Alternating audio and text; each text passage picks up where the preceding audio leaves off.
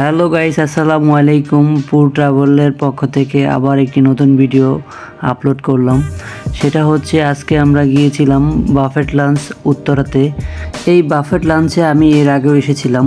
খুবই সুন্দর ইন্টেরিয়র একটি বাফেট লাঞ্চ, খুবই ভালো লাগে এখানে আসলে, তাই আজকে আবার চলে আসলাম। আর এখানকার পরিবেশটা খুবই সুন্দর।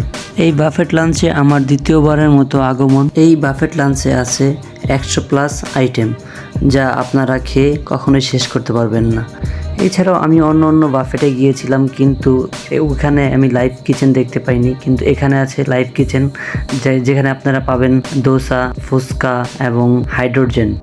এই বাফেটটির খাবারগুলো সুস্বাদু, তাই আমি আবার এসেছি।